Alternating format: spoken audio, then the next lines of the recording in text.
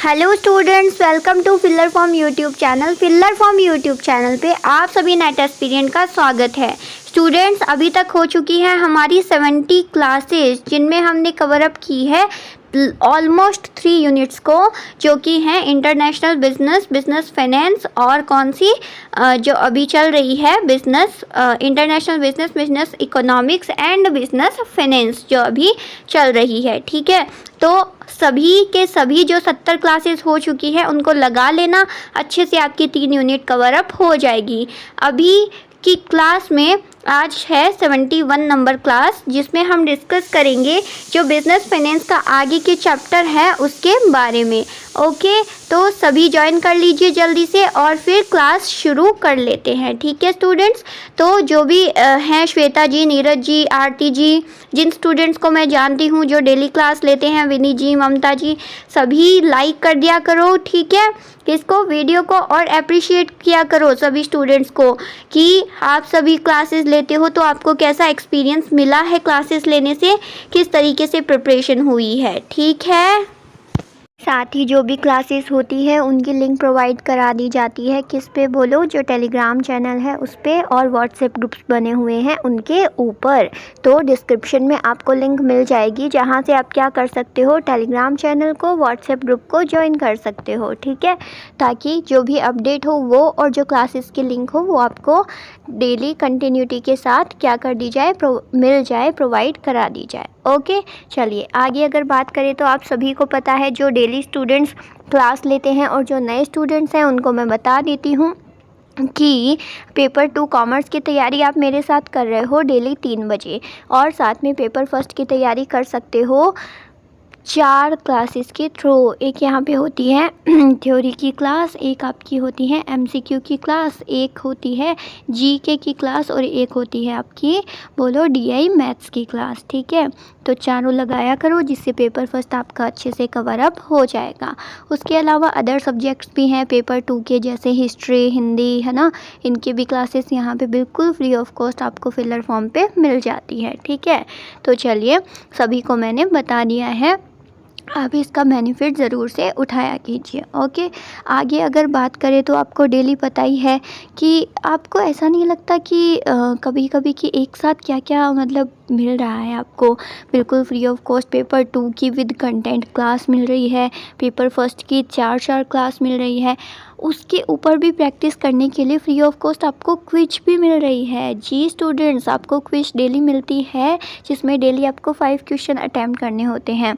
ठीक है, और कल ही जो क्विज हुई थी कौन सी बोलो, जिसमें आपका पेपर फर्स्ट का बिग क्विज हुई थी, है ना, आई होप सभी ने अटैम्प्ट की होगी वो, और किसकी रैंक आई है वो आपको पता चल गया होगा। उसको क्या मिलेगा, क्या मिलेगा, क्या मिलेगा बोलो, बुक्स मिलेंगी, है ना।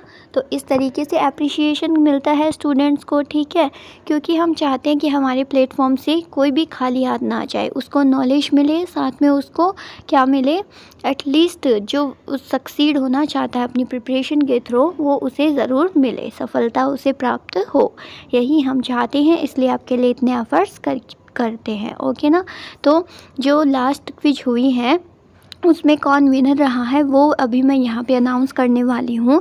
तो रैंक आई है फर्स्ट, सेकंड, थर्ड, जो लास्ट क्विज हुई है उसके अंदर मैं बता देती हूँ। फर्स्ट रैंक आई है सचिन कुमार जी की, सेकंड आई है रूहानी जी की एंड थर्ड वन है सोनी राजक्षी की। पहले भी इनकी काफ़ी बार रैंक आ चुकी है, तो वेरी वेरी कॉन्ग्रेचुलेशन आप तीनों को। देखिए जो कंसिस्टेंसी के साथ स्टडी करता है ना उनका रिज़ल्ट शो हो जाता है। कैसे, क्योंकि देखिए आप डेली क्वेश्चन अटैम्प्ट करते हो, आपको पता चलता है अपना कॉन्फिडेंस अटैम्प्ट करने का क्वेश्चन को। ठीक है, तो अभी रिज़ल्ट आपके सामने है, ये तो क्या है, प्रैक्टिस रिजल्ट है, आपको तो क्या लाना है, रियल रिज़ल्ट लेके आना है। तो उसके लिए अभी जितनी प्रैक्टिस करोगे उतना आपका जो रिज़ल्ट है वो क्या आएगा, पॉजिटिवली आएगा। ठीक है, तो वी ऑल वांट जेआरएफ, सभी को प्रिपरेशन करते रहना है। और जो होती है ना क्विज वो किसके ऊपर होती है, वेबसाइट के ऊपर होती हैं, जो मैं हमेशा क्लास के लास्ट में मेंशन कर देती हूँ। तो वहाँ से आप वेबसाइट के ऊपर जाके क्या कर सकते हो, क्विज अटैम्प्ट कर सकते हो। डेली 5 बजे शाम को शुरू हो जाती है आपकी पेपर 2 कॉमर्स की क्विज, सभी को पता है, राइट। चलिए अब आते हैं आज के लेक्चर में हम कौन सा टॉपिक करने वाले हैं। टॉपिक जैसे कि लास्ट क्लास में कौन सा चैप्टर ख़त्म हुआ था, बोलो। अभी हमारी चल रही है बिजनेस फाइनेंस, व्यावसायिक वित्त, जो ऑलमोस्ट हमने कवर अप कर लिया है। एक लास्ट चैप्टर बचा है बिजनेस फाइनेंस का, जो कि है आपका, बोलो कौन सा, वर्किंग कैपिटल। जी हाँ, कार्यशील पूंजी, जिसकी आज की क्लास में हम चर्चा करने वाले हैं।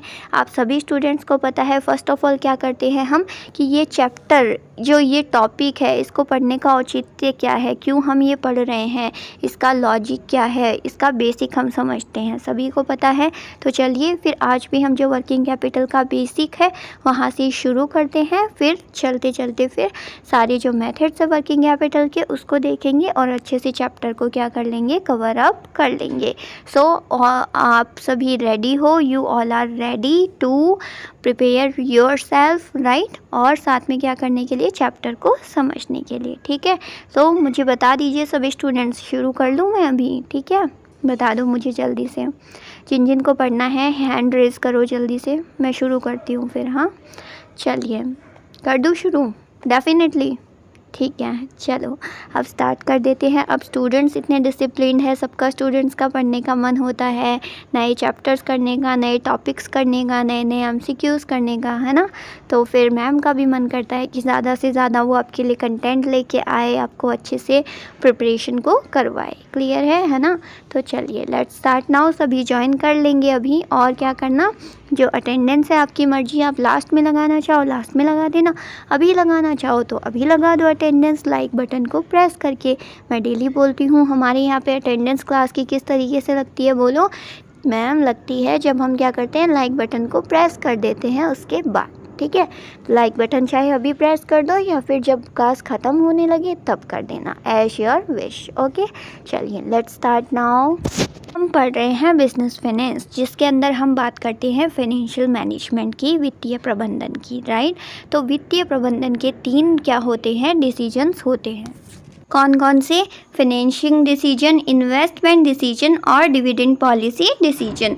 तो जो फर्स्ट और थर्ड वन है उसमें जो चैप्टर्स आते हैं, लाइक कॉस्ट ऑफ कैपिटल हो गया, सोर्सेज ऑफ फंड्स हो गए, कैपिटल स्ट्रक्चर हो गया, ये सब किसके अंदर आते हैं, फाइनेंसिंग डिसीजन के अंदर। और फिर हमने जो डिविडेंड पॉलिसी डिसीजन है उस चैप्टर की भी प्रॉपरली बात कर ली थी।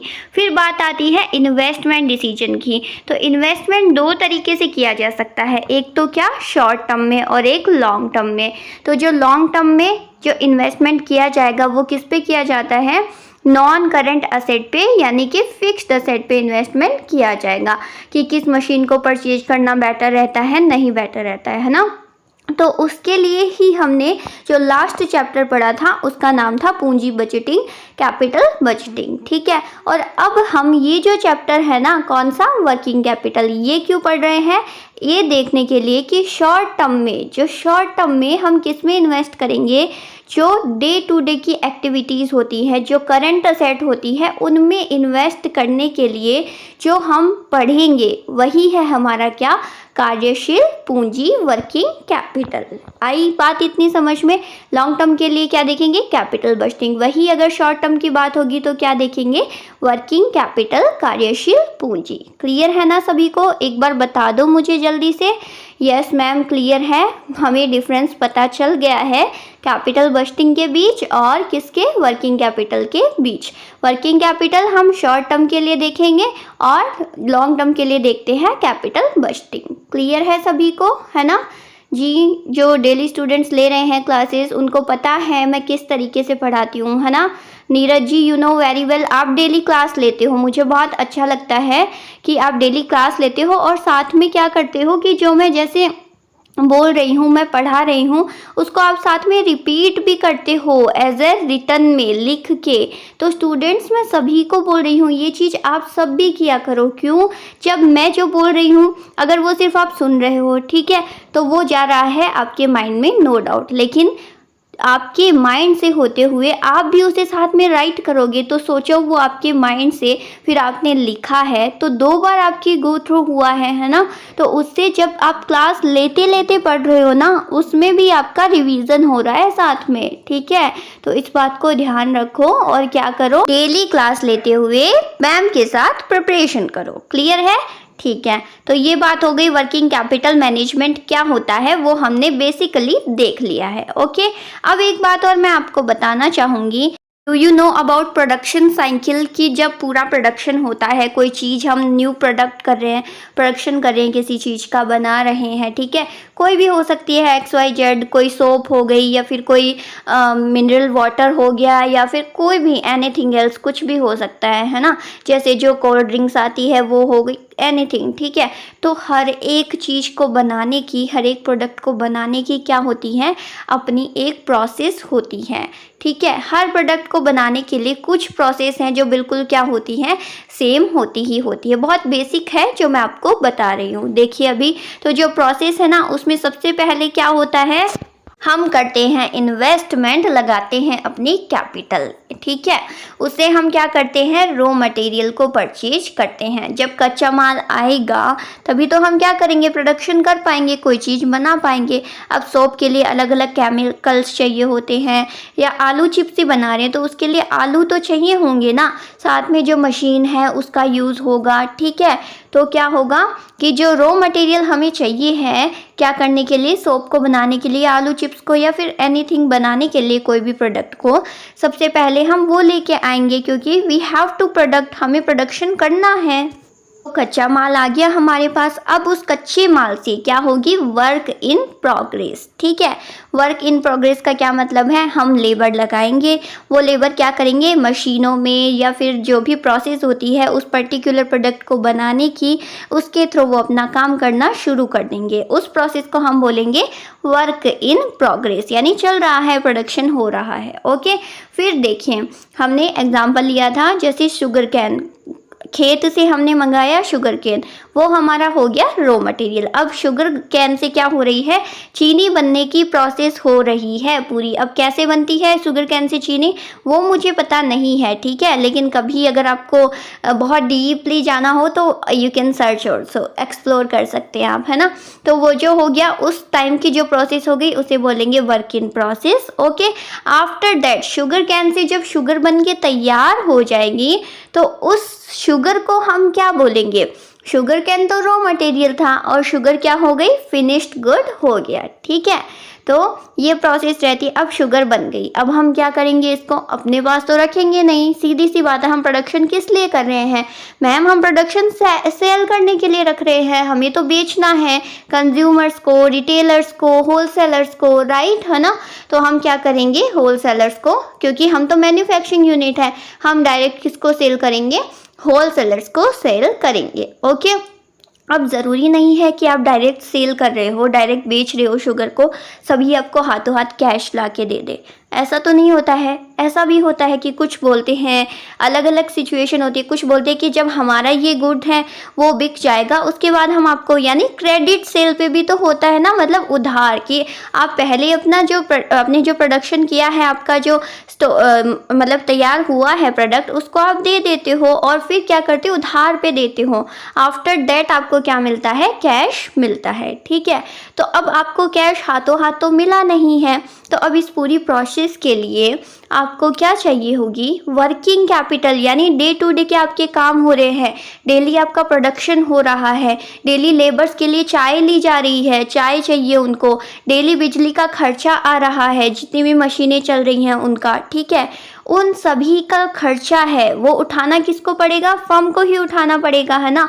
उन सभी खर्चों को ही हम क्या बोलते हैं, वर्किंग कैपिटल बोलते हैं, कार्यशील पूंजी। नाम से समझो, कार्यशील पूंजी, यानी कार्य कंटिन्यू चल रहा है, पहले रॉ मटेरियल आ रहा है, after that work in progress चल रहा है, अब डेली काम हो रहा है, वर्क चल रहा है, तो उसमें भी आपके खर्चे तो लगते हैं, बिजली लगती है, मशीन चल रही है, डेली जो लेबर्स हैं उनको चाय रिफ्रेशमेंट देना होता है, ठीक है। फिर उसके बाद फिनिश्ड गुड जब कि बन के तैयार हो गया, तो आप दे रहे हो सेल करने के लिए, तो ज़रूरी नहीं हाथों हाथ आपको कैश मिल जाएगा। हो सकता है ना आपको क्रेडिट पे देना पड़े, तो उस टाइम भी क्या आपको कैश की मतलब आपको कैपिटल की ज़रूरत होती है। उस कैपिटल को हम बोलते हैं वर्किंग कैपिटल, कार्यशील पूंजी।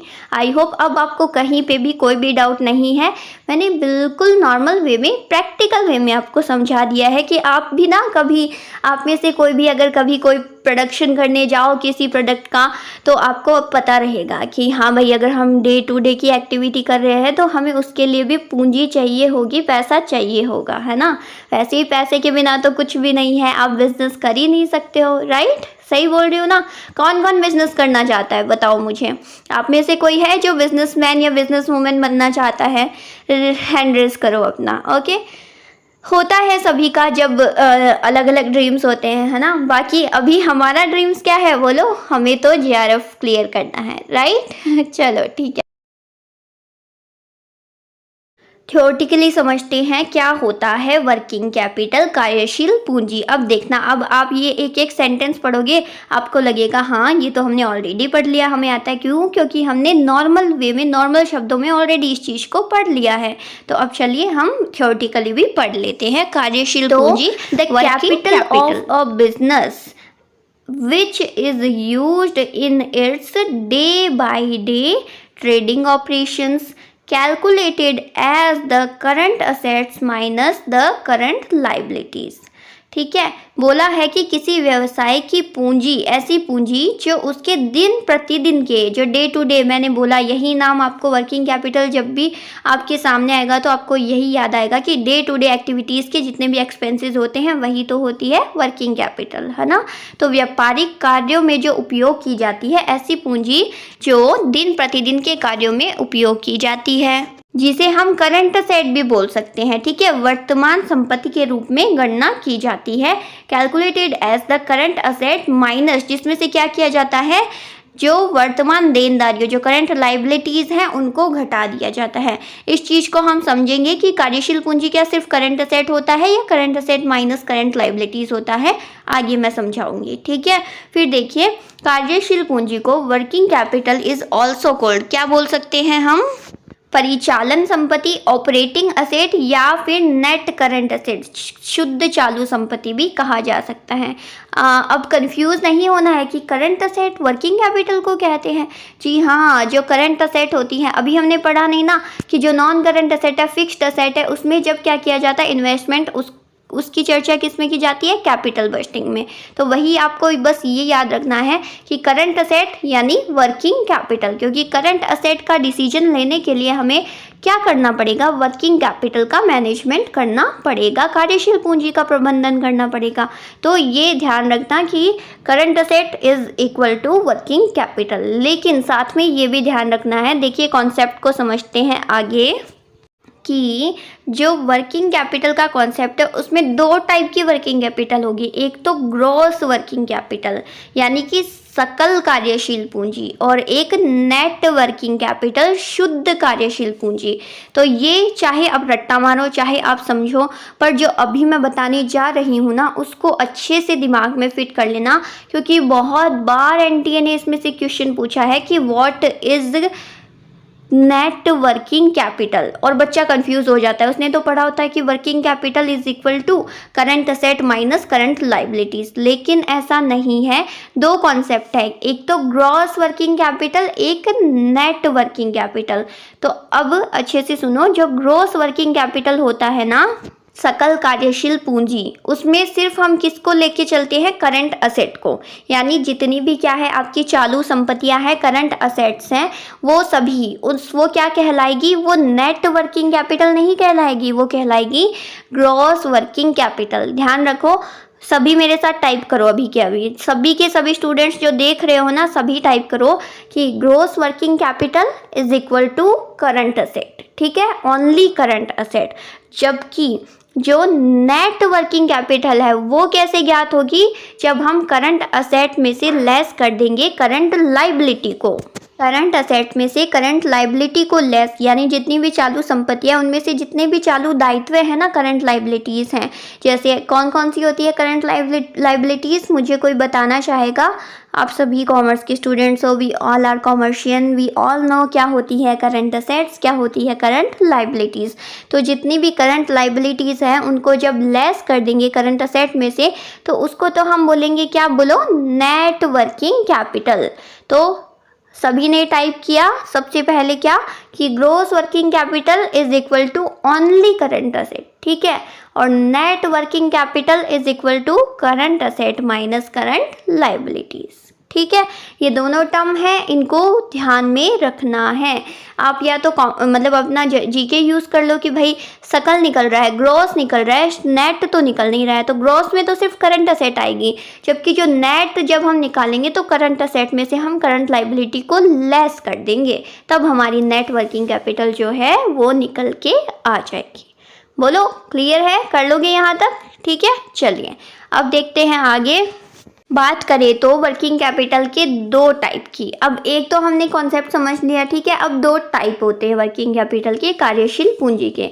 एक तो होती है आपकी टेम्परेरी वर्किंग कैपिटल और एक होती है परमानेंट वर्किंग कैपिटल। अब दोनों में क्या फ़र्क है बताओ? नाम से ही समझ में आ रहा है। अब देखो मैं एग्जांपल देखती हूँ। आपका बिजनेस चल रहा है, प्रोडक्शन चल रहा है, प्रोडक्शन हो रहा है अच्छा खासा, ठीक है। अब मान लीजिए बात करते हैं पहले परमानेंट वर्किंग कैपिटल की। वही जो अभी मैंने एग्जांपल दिया था, डेली क्या हो रहा है, प्रोडक्शन हो रहा है, ठीक है। रॉ मटेरियल को मंगवाया जा रहा है तो उसको जो पैसा देना है, उसके बाद में जो लेबर है उनको जो वेजेस देनी है, उसके बाद में लेबर का जो चाय है, रिफ्रेशमेंट है, उसको जो देने हैं, उसके बाद में जो बिजली का खर्चा आएगा वो देना है। घर में भी आप देखते हो ना कि कुछ खर्चे ऐसे होते हैं जो फिक्स होते हैं, हर महीने होते ही होते हैं। बिजली का बिल सबको भरना पड़ता है ना, मतलब कुछ तो ऐसे होते हैं कि जो हमेशा फिक्स ही होते हैं, मतलब वो तो होने ही होने हैं हर महीने, ठीक है। तो उसको तो हम बोलेंगे परमानेंट वर्किंग कैपिटल, क्योंकि वो खर्चे तो हर महीने फिक्स है। जब तक प्रोडक्शन चल रहा है वो खर्चे तो हर महीने होंगे ही होंगे, ठीक है। वो तो हो गई परमानेंट वर्किंग कैपिटल। अब टेम्परेरी क्या होगा? मान लो किसी लेबर का बर्थडे है, ठीक है, उसको सर ने पार्टी दे दी, सर उससे बहुत खुश हो गए। सर ने बोला कि चलो आज आपका बर्थडे, मैं समोसे मंगवाता हूँ सभी के लिए। अब बोलो समोसे रोज़ रोज़ तो नहीं मंगाए जाते ना, है ना, वो तो उसी दिन मंगाए गए हैं, तो वो क्या है आपकी, वो टेम्परेरी वर्किंग कैपिटल है। अब ये तो है नहीं कि सर ने पर्सनली अपने पैसे निकाल के दे दिए, वो जाएंगे किस में से, जो बिज़नेस है उसी में से जाएंगे, है ना। तो वो क्या है आपके, वो है टेम्परेरी वर्किंग कैपिटल। इसके अलावा मान लीजिए कुछ खर्चे ऐसे हो गए जो सडनली आ गए, मतलब कोई भी हो सकता है, बिजनेस रन हो रहा है तो उसमें कोई भी खर्चा हो सकता है, कोई डोनेशन मांगने के लिए आ गया है, या फिर कोई भी ऐसे टाइप के खर्चे जो बहुत रेयर होते हैं, कभी कभी हो जाते हैं, ठीक है। या फिर जो लेबर्स हैं उनको अप्रिशिएट करने के लिए उनको टूर पे ले जाया जा रहा है, तो हर बार तो टूर पे नहीं ले जाया जाएगा ना, एक बार के लिए टूर पे ले जाया जा रहा है, उसका जो खर्चा होगा वो क्या होगा, टेम्परेरी वर्किंग कैपिटल होगी। वही जो हमेशा के हैं, फिक्स हैं, कि जो बिजली का हो गया, जो मशीनें चल रही हैं उनका, फिर रॉ मटेरियल मंगवा रहे हो आप, वो सब क्या है, परमानेंट वर्किंग कैपिटल है। बिल्कुल नॉर्मल वे में मैंने समझा दिया है। आई होप दोनों में डिफरेंस पता चल गया है। परमानेंट वर्किंग कैपिटल यानी स्थिर कार्यशील पूंजी, और टेम्परेरी वर्किंग कैपिटल यानी परिवर्तनशील कार्यशील पूंजी। क्लियर है सभी को? बोलो तो बोलो, मुझे एक एक एग्जाम्पल दो अपने मन से बना के, जो मैंने दिया है ना वो रिपीट नहीं करना है। अपने मन से मुझे एग्जाम्पल दो कि कोई भी आप किसका, परमानेंट वर्किंग कैपिटल का, और एक एग्जाम्पल दो मुझे किसका, जो टेम्परेरी वर्किंग कैपिटल है उसका, ठीक है। मैंने पहले से ये डिसाइड नहीं किया कि मैं ये एग्जांपल आज बच्चों को बताऊंगी, नहीं, मैंने डायरेक्ट कि हाँ भाई बिजनेस चल रहा है, आज किसी लेबर का बर्थडे है तो उस सबको समोसे खिलाएंगे, ठीक है। तो ये सिंपल बात है, प्रैक्टिकली हम देखते हैं, आपने देखा होगा अगर आप किसी मैन्युफैक्चरिंग यूनिट में कभी गए हो, ठीक है, या सर्विस सेक्टर में मान लो कहीं भी कलीग्स में ऐसा होता है ना।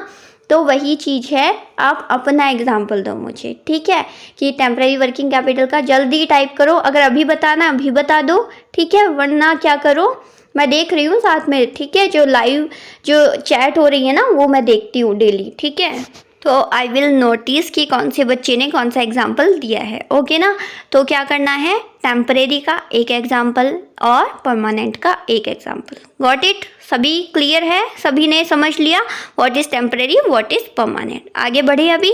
अब देखिए थोड़ा सा समझ लेते हैं कि वर्किंग कैपिटल का मैनेजमेंट क्या होता है। अब हमने ये देख लिया कि कार्यशील पूंजी होती क्या है, अब उसका मैनेजमेंट भी तो करना ज़रूरी है भाई। इतने खर्चे हो रहे हैं तो उसको प्रबंध भी तो करना पड़ेगा ना, कि भाई इतना पैसा बिजली का बिल देना है, ये सब चीज़ें, है ना। तो उसके लिए हम क्या करते हैं, कार्यशील पूंजी का प्रबंधन करते हैं। तो आइए समझते हैं इस चीज़ को। Working capital management refers to a company's managerial accounting strategy designed to monitor and utilize the two components of working capital, current assets and current liabilities, to ensure the most financially efficient operation of the company। भाई अब एक बंदा तो ऐसा ही चाहिए होता है ये ध्यान रखने के लिए कि उसका कितना दायित्व है। मतलब मान लो कि हो सकता है ना आपने भी किसी से रॉ मटेरियल उधार लिया हो और उसको बोल दिया हो कि भाई मेरा जब बिकेगा, मेरा माल बिक जाएगा, स्टॉक बिक जाएगा, प्रोडक्ट जो मैंने किया है, प्रोडक्ट जो मेरे बिक जाएंगे, फिर वो जो सामने वाला मुझे पैसे देगा तो मैं तुझे रॉ मटेरियल के पैसे दे दूंगा। अब बोलो इस पूरी चीज़ को मैनेज करना पड़ेगा या नहीं पड़ेगा? पहले आपने क्या करोगे, जो आपकी करंट असेट है, अब बोलो जो डेटर्स है वो क्या है, करंट असेट है। डेटर्स यानी देनदार, जिनसे आपको पैसा लेना है, जो आपको पैसे देंगे, है ना। कौन होंगे वो? जिन्होंने आपको जिन्होंने क्या किया है, जिनको आपने सामान बेचा है। तो आप पहले डेटर्स से पैसे लोगे, ठीक है। फिर क्या करोगे, जो करंट लाइबिलिटी है आपकी, कौन? क्रेडिटर्स, जिनको आपको पैसा देना है। कौन है वो? जिनसे आपने रॉ मटेरियल लिया है ना। तो आप डेटर से पैसे लेके क्रेडिटर को पैसे दोगे, इस चीज़ को मैनेज करना पड़ेगा या नहीं पड़ेगा? ठीक है, तो वही बात बोली है कि करंट असेट और करंट लाइबिलिटी को किस तरीके से मैनेज किया जाए, वही होता है कार्यशील पूंजी प्रबंधन, वर्किंग कैपिटल मैनेजमेंट। समझ में आ गया? कार्यशील पूंजी प्रबंधन कंपनी की प्रबंधकीय लेखा रणनीति को संदर्भित करता है, जिसे कंपनी के सबसे वित्तीय रूप से कुशल संचालन को सुनिश्चित करने के लिए कार्यशील पूंजी, वर्तमान संपत्ति और वर्तमान देनदारियों के दो घटकों की निगरानी और उपाय करने के लिए डिज़ाइन किया गया है। अब अगर सीधा पढ़ोगे तो ऐसे लगेगा हाँ कार्यशील पूंजी प्रबंधन, पर मैंने आपको समझा दिया है होता क्या है वर्किंग कैपिटल मैनेजमेंट, उसको ध्यान में रखना और फिर आप ये पढ़ो, आपको बिल्कुल क्लियर हो जाएगा। ठीक है, यही तो बोला है कि जो दो है करंट असेट और करंट लाइबिलिटी, उनका लेखा जोखा करने के लिए, ध्यान में रखने के लिए कि इतना पैसा मैंने क्या किया है, रॉ मटेरियल का मेरा उधार है, मुझे चुकाना है, भाई ध्यान में रखोगे। ठीक है, फिर क्या करोगे, इतना पैसा जो जिसको मैंने सामान बेचा है वो मुझे देगा, ठीक है, उससे पैसे लोगे, क्रेडिटर को दे दोगे। ठीक है, ये सारा ताम झाम तो किसी को मैनेज करना पड़ेगा या नहीं पड़ेगा? पड़ेगा ना, बोलो। उसी को बोलेंगे वर्किंग कैपिटल मैनेजमेंट, कार्यशील पूंजी प्रबंधन। क्लियर है सभी को? बोल दो एक बार कि हाँ क्लियर है अच्छे से। देखो जब भी कॉन्सेप्ट पढ़े ना, ऐसे मान के चला करो बस कि आप ही का बिजनेस है, आपकी फर्म है, आप फर्म रन कर रहे हो, प्रोडक्शन कर रहे हो। ठीक है, फिर जो पढ़ोगे तो उसका अलग ही क्या होगा, अलग ही इंटरेस्ट होगा पढ़ने का आपका, है ना। इसीलिए मैं इसी वे में पढ़ाती हूँ प्रैक्टिकली। ओके, तो खुद को जब भी पढ़ो ये समझा करो कि I am the owner of firm. ठीक है, मैं क्या हूँ, एक बिजनेसमैन हूँ, एक फर्म रन कर रहा हूँ, मेरे पास बहुत सारी रिस्पॉन्सिबिलिटी है जिसमें मुझे अलग अलग देखना होता है। कभी कैपिटल बस्टिंग डिसीजन लेना है, अब मुझे क्या लेना है, वर्किंग कैपिटल मैनेजमेंट करना है। ओके, अब देखो आगे कल की क्लास में हम डिस्कस करेंगे कि भाई वर्किंग कैपिटल क्या होती है, वो तो हमने बेसिकली पढ़ लिया। अब वर्किंग कैपिटल की नीड क्यों हुई, कि आखिर हमें क्यों करना पड़ता है प्रबंधन कार्यशील पूंजी का, आधा आपको पता चल चुका है, लेकिन प्योर अच्छे से हम क्या करेंगे कल की लेक्चर में डिस्कस करेंगे। फिर आगे के टॉपिक्स देखेंगे। तीन, ये पूरा का पूरा जो चैप्टर है, तीन क्या होगा, तीन जो टर्म्स है उन पे बेस्ड है, तो उन तीनों टर्म्स को अच्छे से समझेंगे। बाकी कुछ थ्योरेटिकली पार्ट है, लाइक की फैक्टर्स जो अफेक्ट करते हैं वर्किंग कैपिटल को, उनको समझेंगे। ठीक है, अब रुको, जाना नहीं है किसी को। अभी क्या पेंडिंग है, अभी पेंडिंग है जो क्वेश्चन मिले थे आपको होमवर्क में, वो है ना। तो कौन सी क्विज में क्वेश्चन हुए हैं आपकी, क्विज नंबर 11 में जो आपने अटेम्प्ट किए हैं, उनके सॉल्यूशन जानना है या नहीं जानना है? भाई जानना है मैम, हम लोगों ने अटैम्प्ट किया है, हमें अभी तक सॉल्यूशन पता नहीं है, हमें पता होना चाहिए ना कि कौन सा क्वेश्चन सही है कौन सा नहीं है। और चलो ये छोड़ो, ये जानना हो या ना हो, लेकिन ये तो कि हमने एक क्वेश्चन किया है, हमें एक क्या होगा, एक टर्म पता चलेगी जब हमें उसका सॉल्यूशन पता चल जाएगा, है ना। तो क्या करेंगे, अभी सॉल्यूशन जानेंगे जो आपने क्विज में वेबसाइट के ऊपर क्या किए हैं, 5 क्वेश्चन अटैम्प्ट किए हैं उनके। शुरू करें। चलो देखो फर्स्ट क्वेश्चन से ध्यान से, वैसे आपने तो पढ़ लिया है पर अब सॉल्यूशन को भी पढ़ लेना ध्यान से, ठीक है। क्या था क्वेश्चन कि while establishing relation between Maslow's and Hertzberg's theory, which needs of hierarchy theory will fall under the hygiene factors। ये क्या क्या क्या आ गया, कौन मास्लो, कौन क्या बोलो, हर्ट्जबर्ग, ये कौन से बॉडीगार्ड के नेम है ना। जिन्होंने पढ़ा है उनको अच्छे से पता होगा कि ये जो क्वेश्चन आया है वो किस में से आया है, ये आया है यूनिट नंबर 6 में से, ठीक है, जो कि है आपकी management and business organisation. Clear है ना। तो उसमें से ये क्वेश्चन आया है, डोंट वरी हम डिटेल में पढ़ेंगे। अभी के लिए मैं आपको बता देती हूँ इस क्वेश्चन में कि जो मास्लो और हर्ट्जबर्ग हैं उनके सिद्धांतों के बीच संबंध स्थापित करते समय हायरार्की सिद्धांत की कौन सी आवश्यकताएं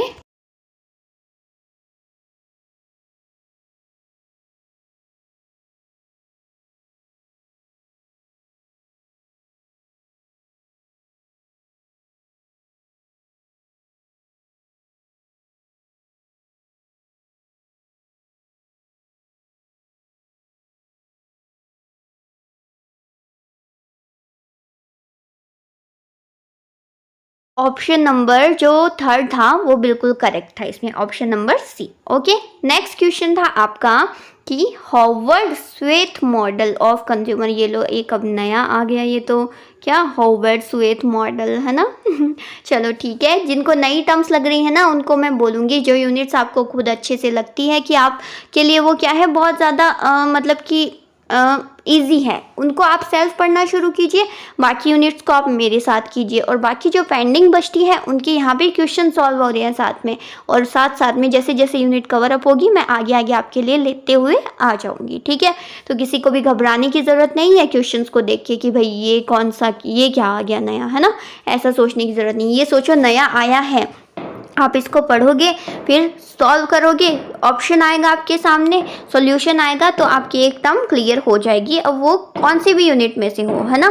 तो चलिए, ये था आपका क्वेश्चन। हॉवर्ड स्वेथ मॉडल, उपभोक्ता व्यवहार के हॉवर्ड स्वेथ मॉडल को लोकप्रिय रूप में जाना जाता है। क्या, किस लोकप्रिय रूप में, मशीन मॉडल के, ठीक है। तो ध्यान में रखना है इसको, Howard Sheth model of consumer behaviour. देखो इसमें 2 टर्म हुई है, ये किसका है, कंज्यूमर बिहेवियर का मॉडल है, ओके, और किस रूप में प्रचलित है, ये मशीन मॉडल के नाम से। तो 2 टर्म क्लियर हुई है नहीं हुई। एक तो हॉवर्ड स्वेथ मॉडल किस पे बेस्ड है, कंज्यूमर बिहेवियर पे, ठीक है, और ये किस नाम से प्रचलित है, मतलब किस रूप में प्रचलित है, मशीन मॉडल के रूप में। हो गई, क्लियर है, ठीक है।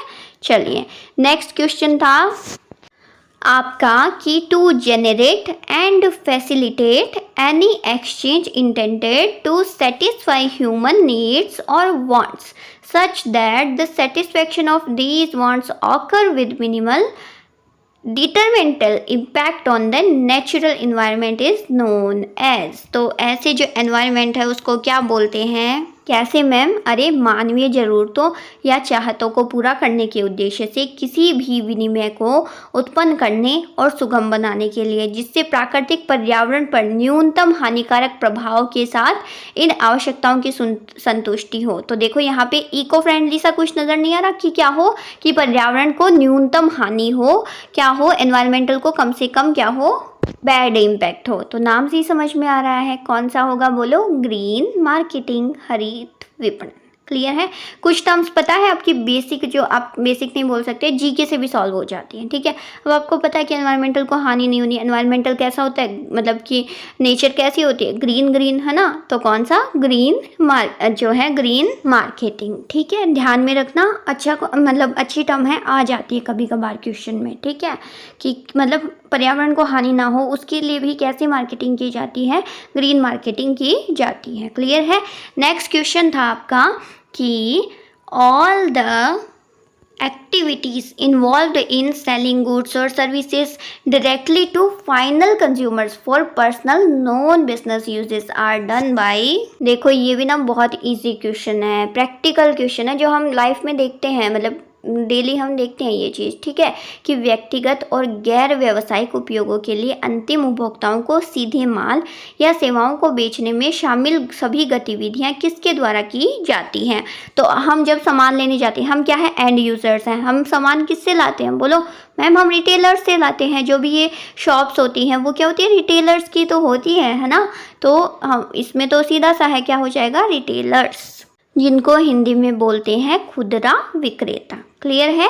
ओके, नेक्स्ट और लास्ट क्वेश्चन था आपका कि to manage a business well is to manage its future and to manage the future is to manage information is termed as. ये क्या बोल दिया, मतलब मैनेज करना फ्यूचर को, नहीं मैनेज करना बिजनेस को फॉर इट्स फ्यूचर, यानी किसी व्यवसाय को अच्छी तरीके से मैनेज करना, उसके फ्यूचर का प्रबंधन करना है, और भविष्य का प्रबंधन करना सूचना का प्रबंधन करना कहलाता है। तो ये कौन सी टर्म है, ये है मैनेजमेंट इंफॉर्मेशन सिस्टम, इसको बोलते हैं प्रबंधन सूचना प्रणाली। अच्छी टर्म है ना, बोलो, जिसको हमें रियल लाइफ में भी यूज़ करना चाहिए, है कि नहीं, बोलो, है ना।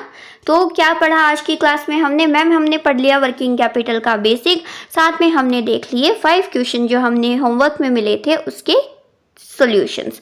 अब देखो एक अपडेट बोल सकते हैं इसको, या फिर आपको अगर पता नहीं है तो मैं आपको रिमाइंड करा देती हूँ। क्या बोलो, अभी तक हो चुकी है हमारी 70 क्लासेस, जो आपको इधर उधर कभी किसी टॉपिक से ढूंढने की ज़रूरत नहीं है।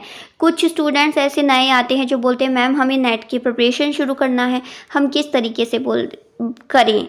तो मैं उन सभी को क्या करूँगी, सजेस्ट करूँगी, जो भी नए हैं ना, आप जाके पहली क्लास देखो। जब आप पहली क्लास देखोगे उसमें आपको सब क्लियर हो जाएगा कि नेट क्या होता है, जीआरएफ क्या होता है, किस तरीके से आप तैयारी कर सकते हो, और मेरे साथ, मेरे लेक्चर्स के साथ आप किस तरीके से तैयारी कर सकते हो, वो पूरा का पूरा रोड मैप मैंने बनाया हुआ है। आफ्टर दैट जो स्टूडेंट्स डेली क्लास ले रहे हैं उनको अगर रिवीजन करना है तो भी उनके लिए क्या है, पूरी प्लेलिस्ट बनी हुई है। जी हाँ, अभी तक 70 क्लासेस की पूरी प्लेलिस्ट बनी हुई है, ठीक है, जिसको आप जाके सीक्वेंस वाइज है, नंबर वाइज, और उसमें टॉपिक भी मेंशन है। तो आपको बिल्कुल भी ज़्यादा टाइम गेन करने की ज़रूरत नहीं है कि अरे यार ये टॉपिक तो पीछे था मेरा, बीच में अगर किसी का कोई बीच में कोई टॉपिक छूट गया तो वो मैं कैसे देखूँ। आप डायरेक्ट जाओ, कौन सी नंबर क्लास है वो देखो, कौन सा टॉपिक है, डायरेक्ट आप जाओ प्लेलिस्ट पे, आपको सारी के सारे नंबर वाइज और टॉपिक वाइज मिल जाएंगे। अभी तक के 1 से लेके 70 क्लास, देखिए 70 क्लास थोड़ी नहीं होती है, ठीक है। 70 क्लास अगर आपने पढ़ ली है मतलब आपने 35-40% पढ़ लिया है। उसको अगर रिवीजन भी करना चाहो तो आप इजीली, प्लेलिस्ट है आपके पास पूरी, और वो भी बिल्कुल फ्री ऑफ कॉस्ट, ठीक है। तो जाके प्लेलिस्ट को क्या करो, रिवीजन करो वहाँ से डायरेक्ट। मुझे लगा आपको पता नहीं होगा प्लेलिस्ट बनी हुई है या नहीं बनी हुई है। जिन बच्चों को नहीं पता है वो जाके क्या करो, प्लेलिस्ट पे जाओ, फिलर फॉर्म पे जाके प्लेलिस्ट पे जाओ, वहाँ पे आप ढूंढो कॉमर्स का, आपको मिल जाएगा, और वहाँ पे सारी क्लासेस ओपन हो जाएगी 70 की 70। अब कौन सी क्लास आपको देखना है, लेना है, वो it's depends on all of you, ठीक है। तो मेरा काम था बताना, बाकी आपको अगर फिर भी कोई डाउट हो तो आप मुझे टेलीग्राम पे भी इंडिविजुअली मैसेज कर सकते हो, अदरवाइज आप मुझे कमेंट में, जो डेली वीडियो होती है उसके कमेंट में पूछ सकते हो। ओके, मैं आपके सभी डाउट्स का क्या करूँगी, जवाब दे दूँगी। ओके, तो अब क्या मैम, अब तो हमने पढ़ भी लिया, हमें सारी इन्फॉर्मेशन भी मिल गई। जी हाँ, तो अब कुछ फीडबैक मिलेगी या नहीं मिलेगी, बता दो मुझे, क्या करना है आपको। अब मैं बार बार तो बोलूँगी नहीं, चलो बोल ही देती हूँ, आपको डेली सुनने की आदत हो गई है ना। लाइक कर दो, ठीक है, क्या करना है, अटेंडेंस देनी है, लाइक करना है, और अच्छे अच्छे कमेंट करो, मुझे बताओ कैसा लगा है लेक्चर, सभी के सभी स्टूडेंट्स। ओके, और जो मैं पूछती हूँ या मैं होमवर्क देती हूँ बीच में कि मुझे ये बताओ ये क्या होता है, उसका जवाब मेरे पास डेफिनेटली आना चाहिए, मतलब चाहिए, ठीक है। मैं ऑफलाइन टीचर की तरह डांट रही हूँ, क्यों, बिकॉज वी ऑल नो हमें क्या चाहिए, जीआरएफ चाहिए, हमें प्रिपरेशन को करना है। जितना राइट करेंगे उतना ज़्यादा क्या होगा, रिवीजन होगा। ठीक है। तो कमेंट में बताना मुझे, जो भी मैं पूछती हूँ उसको। वैसे आज मैंने कुछ पूछा नहीं है, पर जब भी पूछूँ तो बता दिया करो, ओके। और शेयर कर देना, सब्सक्राइब करो यार, सब्सक्राइब भी करा दिया करो थोड़ा, ठीक है ना। इतने एफर्ट्स होते हैं आपके लिए बिल्कुल फ्री ऑफ कॉस्ट, तो आप सब्सक्राइब तो करवा ही सकते हो, कर ही सकते हो, है ना, ठीक है। चलिए ओके, फिर मिलते हैं कल नेक्स्ट लेक्चर में। तब तक के लिए अच्छे से रिवीजन कीजिए क्लासेस का, और जो ऑलरेडी आपने कर रहे हो, क्लास ले रहे हो, उसको लगाइए अच्छे से, ठीक है। प्रिपरेशन करते रहिए, ओके। बाकी ये वेबसाइट है जिसपे डेली क्विज होती है, और एक एप्लीकेशन है फिलर फॉर्म का ही जिसपे आपकी क्या हुई थी, बिग क्विज हुई थी, पता है ना सभी को।